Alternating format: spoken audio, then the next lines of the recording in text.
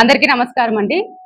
ఈరోజు జిల్లా అధ్యక్షుడు గారి ఆదేశాల మేరకు పార్టీ ఆఫీస్ నందు ఈ ప్రెస్ మీట్ ని ఏర్పాటు చేయడం జరిగింది।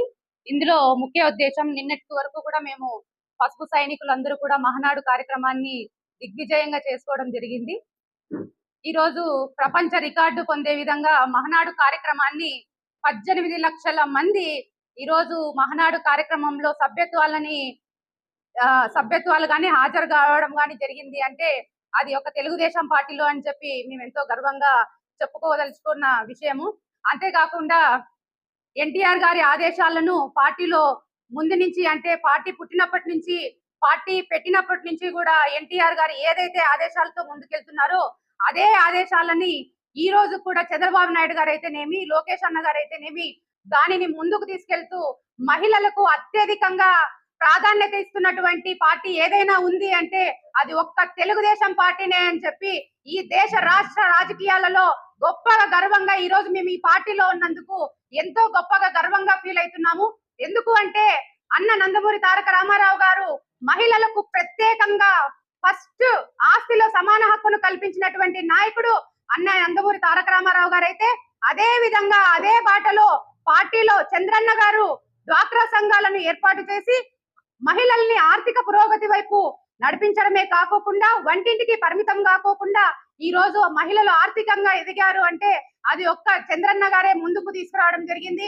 అంతేకాకుండా మొట్టమొదటి మహిళని స్పీకర్ గా చేసినటువంటి పార్టీ ఏదైనా ఉంది అంటే అది ఒక్క తెలుగుదేశం పార్టీ చంద్రబాబు నాయుడు గారికే దక్కుతుంది అని చెప్పి ఈ సందర్భంగా గుర్తు చేసుకుంటూ అంతేకాకోకుండా ఈ రోజు మహిళలకు నామినేటెడ్ పదవుల్లో కూడా అత్యధిక శాతాన్ని కల్పిస్తూ మహిళలు ఏ దాంట్లోనూ తక్కువ కాదు అని చెప్పి చట్టసభల్లో పురుషుల కంటే కూడా మహిళలు పోటీ పడే విధంగా మాకు ప్రత్యేకంగా ఎప్పుడో ఇప్పుడు 33% అని చెప్పి లోకేష్ అన్న గారు ఇప్పుడు మాకు ప్రత్యేకంగా కల్పిస్తున్నట్టు అని చెప్పి అందరూ అనుకుంటున్నారు కానీ మా పార్టీలో ఎప్పుడో మహిళలకు ప్రాధాన్యతను ఇస్తూనే వచ్చారు।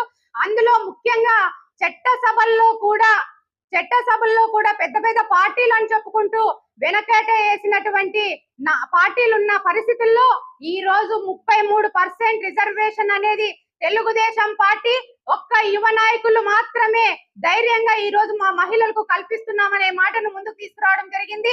అందుకు మా మహిళా లోకమంతా కూడా అన్నగారికి లోకేష్ అన్న గారికి ధన్యవాదాలు కృతజ్ఞతలు తెలియజేసుకుంటూ అంతేకాకుండా జగన్మోహన్ రెడ్డి గారికి ఈ సందర్భంగా ఒక విషయం తెలియజేయాలనుకుంటున్నాం।